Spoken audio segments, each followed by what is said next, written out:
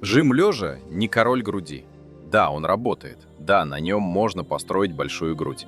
Но нет ни одного нормального основания считать, что без штанги грудь расти не будет. И это первое, что нужно понять. Грудной мышце все равно, что у тебя в руках. Штанга, гантели, рукояти Смита или хороший тренажер. Ей важно другое, чтобы было сопротивление, чтобы нагрузка росла со временем и чтобы рабочие подходы были достаточно тяжелыми. В исследованиях свободные веса и тренажеры давали очень похожий рост мышц. Разница чаще появлялась в силе. Кто тренировался со штангой, тот лучше становился именно в штанге. Кто работал в тренажере, тот лучше становился именно в тренажере. Но когда смотрели на рост мышц, явного победителя не нашли. И даже обычные отжимания могут растить грудь. В одном исследовании людям подобрали такую нагрузку в отжиманиях, чтобы она была сопоставима с легким жимом лежа. Через 8 недель грудь выросла примерно одинаково. Это не значит, что надо выбросить штангу и всю жизнь отжиматься. Это значит другое. У штанги нет какого-то секретного свойства, которое включает рост груди. Поэтому первый вывод очень простой. Если ты любишь жим лежа, плечи не болят, техника нормальная и вес растут, жми. Если тебе удобнее гантели, жми гантели. Если тебе лучше чувствуется Смит, используй Смит. Если в зале есть хороший тренажер, он тоже подходит. Не надо делать все 4 просто потому, что они существуют. Это не 4 обязательных упражнения. Это 4 варианта одного выбора. А теперь второй миф. Для полной груди обязательно нужны 3 угла. Горизонтальный жим, наклонный и еще что-нибудь на низ груди. Звучит логично, но наука такого правила пока не показала.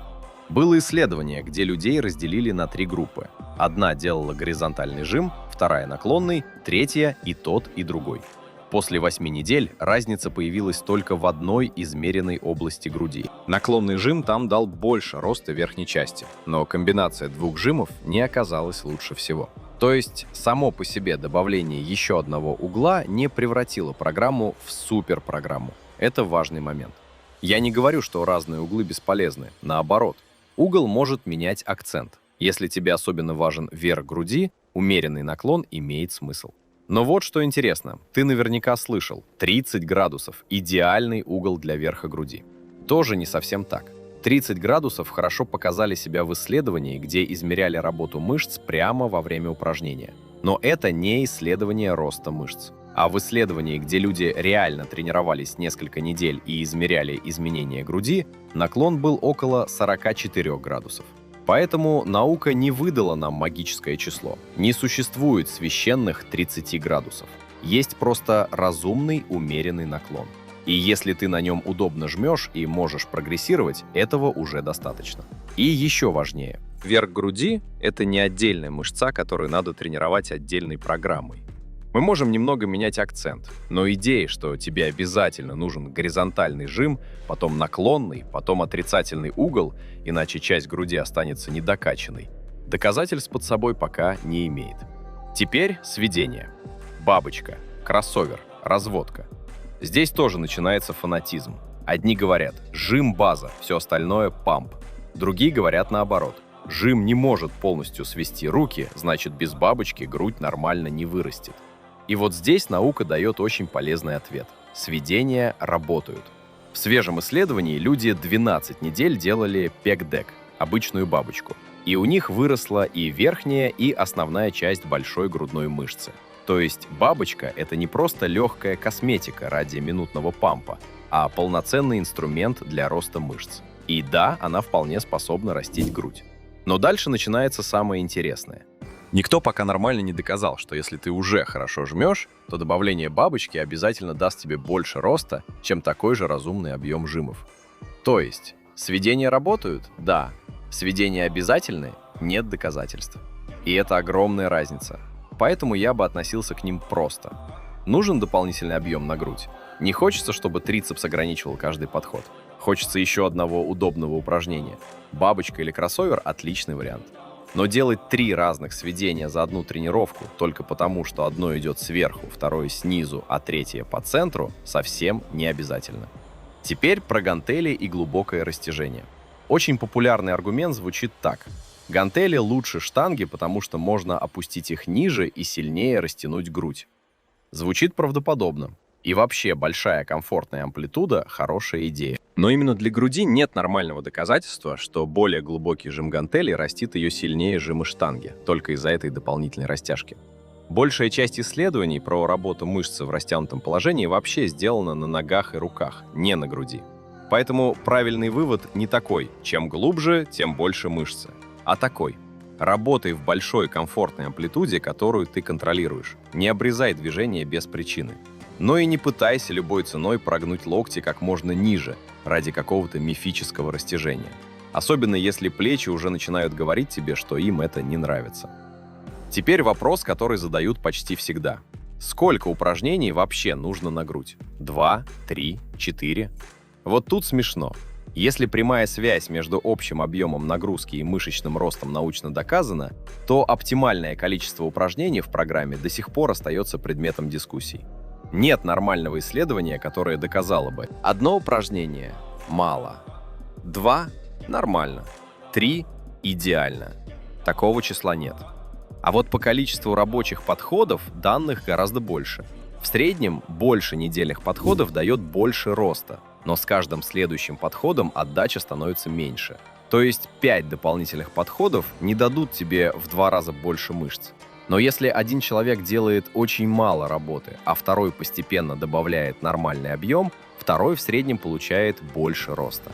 В свежих рекомендациях часто встречается ориентир примерно 10 и больше рабочих подходов на мышцу в неделю для хорошего роста.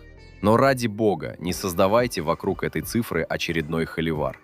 Не существует момента, когда ты сделал 9-й подход и ничего не растет, а после 10-го грудь вдруг включилась.